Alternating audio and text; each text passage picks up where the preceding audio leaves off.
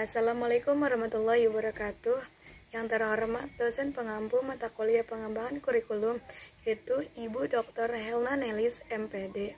Dan perkenalkan, nama saya Khairul Malah dengan NIM 2312131 dari kelas PAI 4A.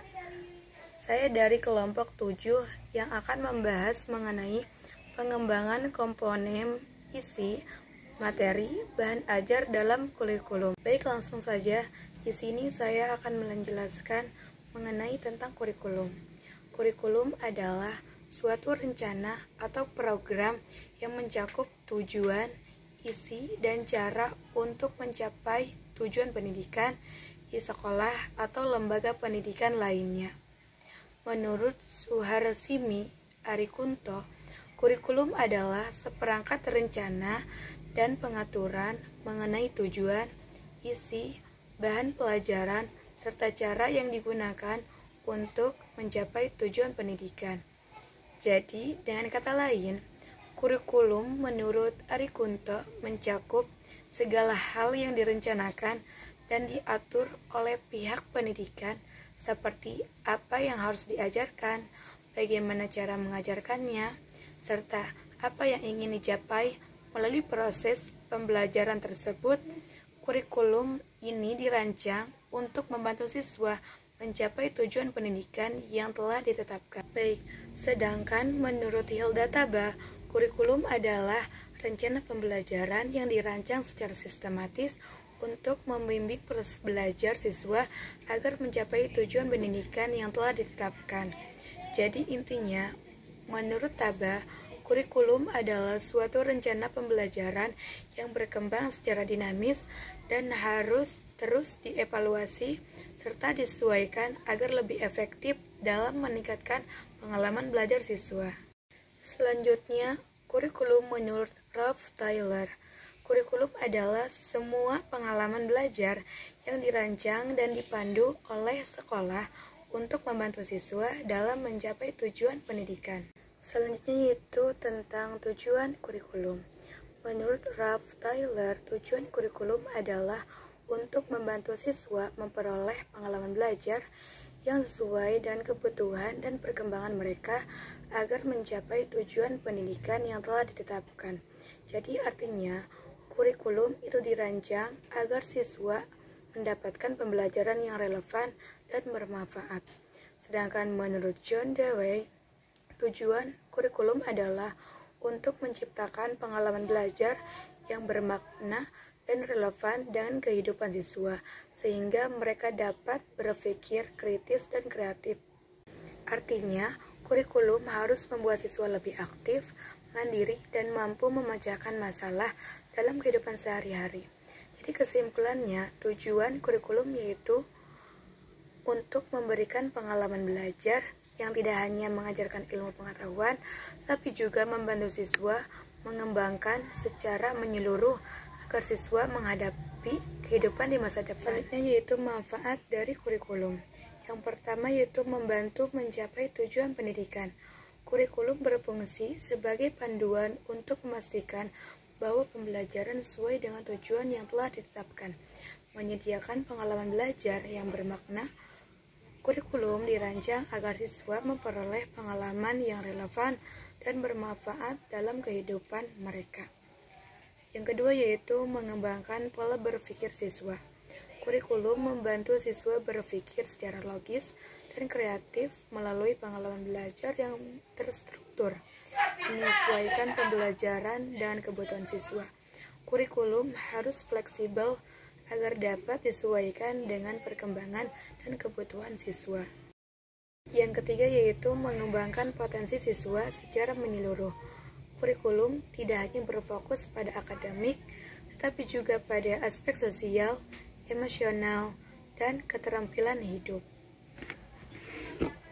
Jadi secara umum, manfaat kurikulum adalah membantu pembelajaran agar lebih terarah, membantu siswa berkembang secara menyeluruh, serta membekali mereka dengan keterampilan dan nilai-nilai yang diperlukan dalam kehidupan nyata. Sedangkan kurikulum faktual menurut Robert M. Gagne, Kurikulum faktual adalah informasi konkret yang dapat diingat dan dikenali oleh siswa sebagai bagian dari proses belajar.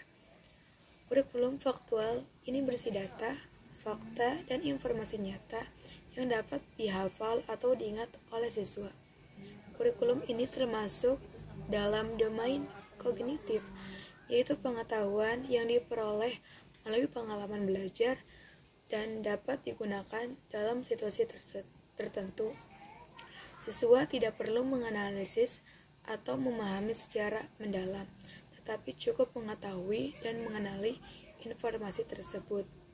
Sedangkan menurut Jerome Brenner, kurikulum faktual adalah pengetahuan yang dapat diamati dan diverifikasi kebenarannya secara langsung. Maksudnya, kurikulum faktual terdiri dari fakta-fakta nyata yang bisa dilihat, diukur, atau dibuktikan dalam kehidupan sehari-hari.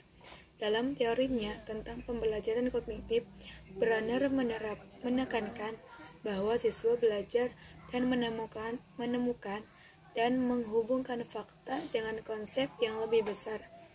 Kurikulum faktual adalah dasar bagi siswa sebelum memahami prinsip dan teori yang lebih kompleks. Selanjutnya yaitu contoh kurikulum konseptual.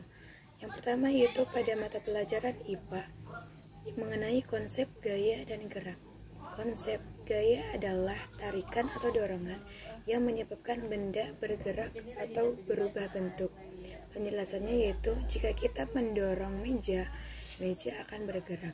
Jika kita menarik karet gelang, bentuknya berubah. Gaya gravitasi menarik benda ke bawah sehingga apel jatuh dari pohon. Yang kedua yaitu pada mata pelajaran IPS mengenai konsep interaksi sosial. Interaksi sosial adalah hubungan timbal balik antara individu atau kelompok yang mempengaruhi satu sama lain. Interaksi positif, gotong royong, kerjasama dalam kelompok. Interaksi negatif, yaitu pertengkaran, perselisihan. Syarat interaksi yaitu ada kontak sosial dan komunikasi. Selanjutnya yaitu kurikulum faktual. Secara umum, kurikulum faktual adalah suatu kurikulum pembelajaran yang berisi fakta atau informasi nyata yang dapat dibuktikan kebenarannya. Kurikulum ini berkaitan dengan kejadian, data, atau fenomena yang benar-benar terjadi di dunia nyata. Menurut Benjamin Bloom, kurikulum faktual adalah pengetahuan dasar tentang fakta-fakta yang harus diketahui siswa sebagai bagian dari proses pembelajaran. Maksudnya yaitu, kurikulum faktual itu berisi informasi konkret yang benar dan dapat dibuktikan, seperti nama, tempat, tanggal, peristiwa, atau definisi dasar. Kurikulum ini berada pada tingkatan pertama dalam taksonomi Bloom, yaitu pengetahuan, yang berarti siswa harus mengingat dan mengenali fakta-fakta sebelum memahami konsep yang lebih kompleks. Sedangkan kurikulum faktual menurut Robert M. Gagne, kurikulum faktual adalah informasi konkret yang dapat diingat dan dikenali oleh siswa sebagai bagian dari potensi belajar. Kurikulum faktual berisi data, fakta, dan informasi nyata yang dapat dihafal atau diingat oleh siswa. Ini yaitu contoh kurikulum faktual. Yang pertama yaitu pada mata pelajaran IPA atau ilmu pengetahuan alam. Matahari adalah pusat tata surya. Air mendidih pada suhu 100 derajat Celcius di permukaan laut. Manusia memiliki 206 tulang dalam tubuhnya. Yang kedua yaitu pada mata pelajaran IPS atau ilmu pengetahuan sosial. Indonesia merdeka pada 17 Agustus 1945.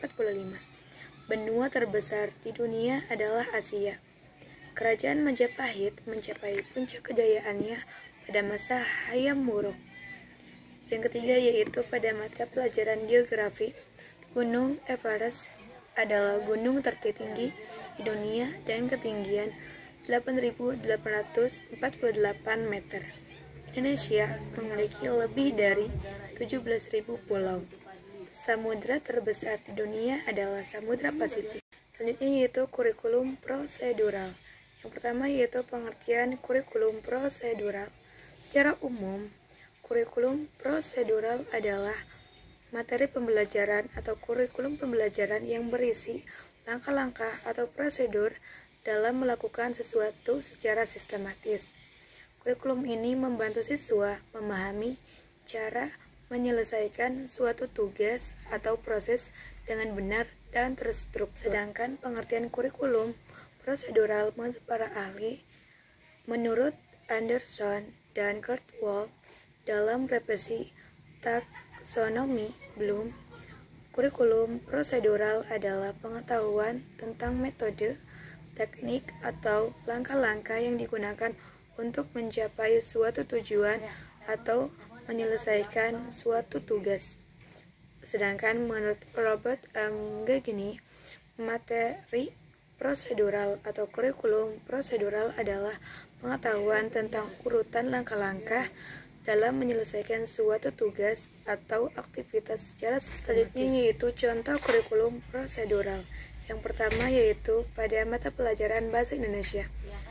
Cara menulis surat resmi sesuai dengan kaidah yang benar. Langkah-langkah menulis teks prosedur yang baik dan benar. Proses menganalisis struktur teks eksposisi. Yang kedua yaitu keterampilan dan kewirausahaan. Prosedur membuat kerajinan tangan dari bahan daur ulang. Cara memasak nasi goreng dengan langkah-langkah yang tepat. Langkah-langkah menjalankan bisnis online di e-commerce. Selanjutnya yaitu kurikulum metakognisi. Yang pertama yaitu pengertian kurikulum metakognisi. Secara umum, kurikulum metakognisi adalah kurikulum pembelajaran yang berkaitan dengan kesadaran, pemahaman, dan pengendalian terhadap proses berpikir sendiri. Kurikulum ini membantu siswa dalam mengatur strategi belajar, memecahkan masalah, dan mengevaluasi pemahaman mereka sendiri.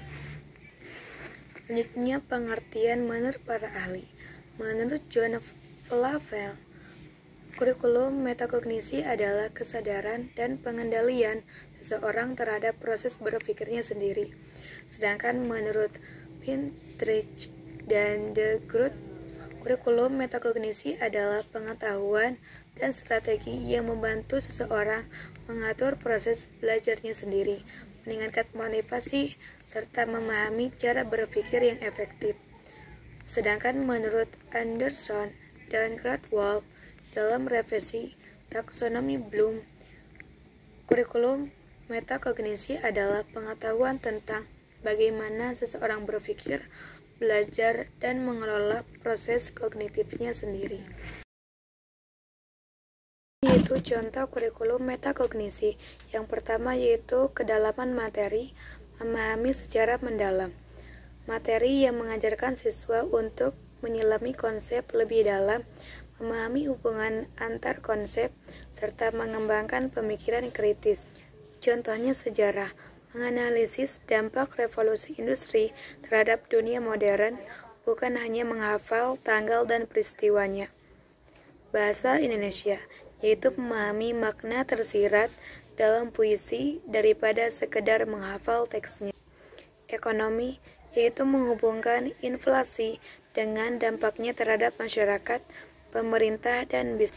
Pada mata pelajaran geografi yaitu mempelajari perubahan iklim dari sudut pandang sains, ekonomi, dan sosial. Pelajaran sosiologi yaitu menganalisis pengaruh globalisasi terhadap budaya lokal dan berbagai aspek.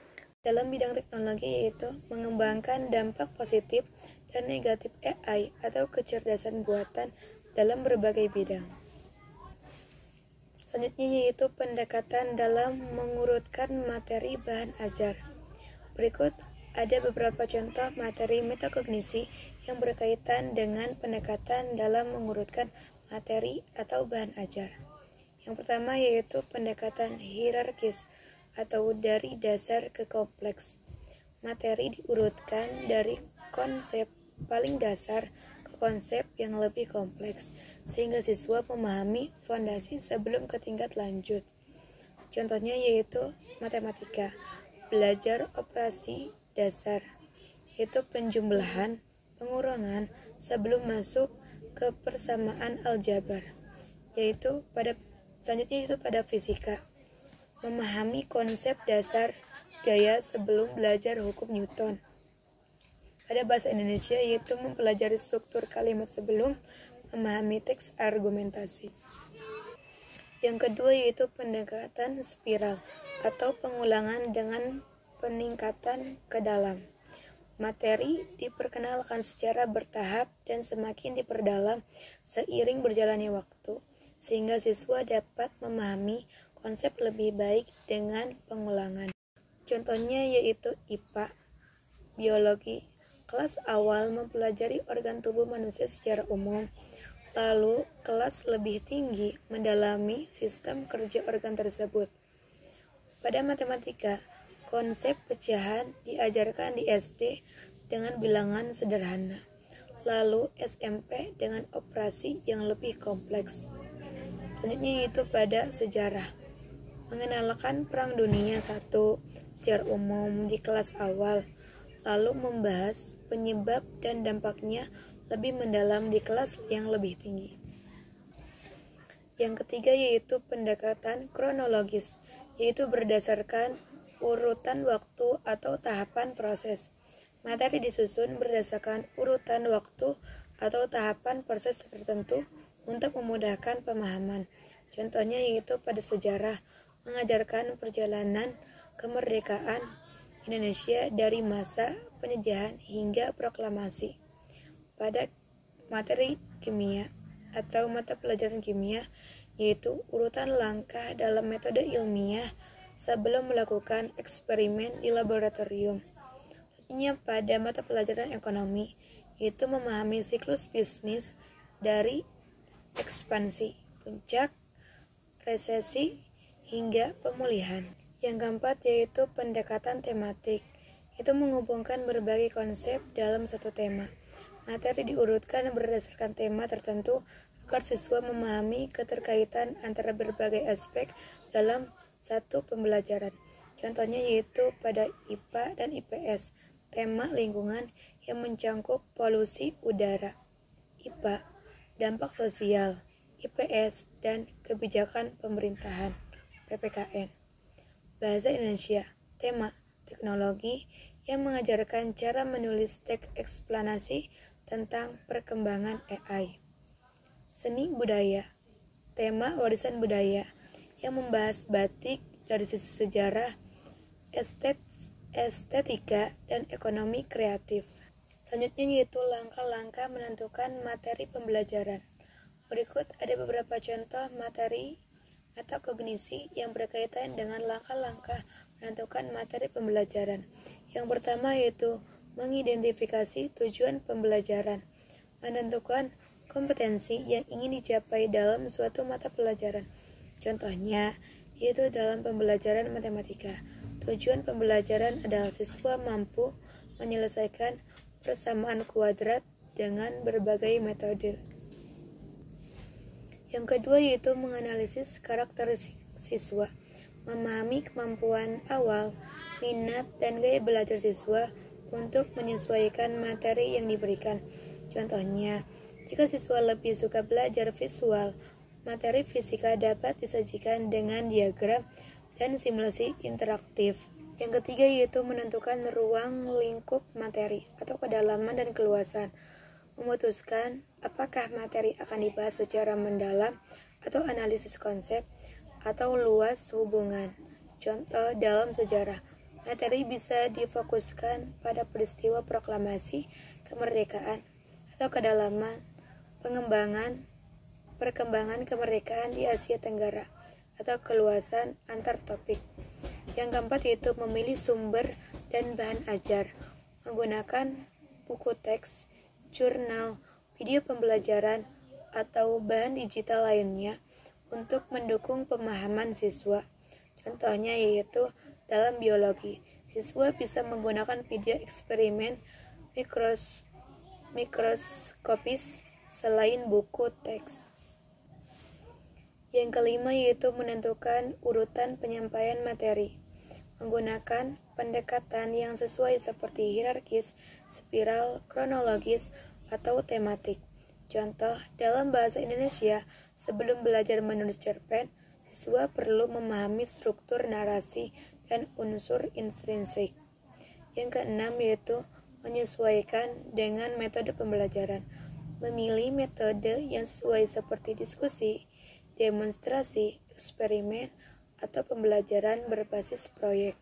Contohnya yaitu dalam ekonomi, siswa bisa belajar tentang investasi melalui studi kasus dan simulasi pasar saham.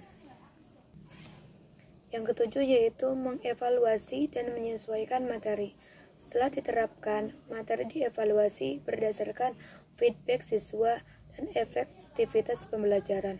Contohnya, jika banyak siswa kesulitan memahami hukum Newton, guru bisa menyederhanakan penjelasan dengan eksperimen langsung.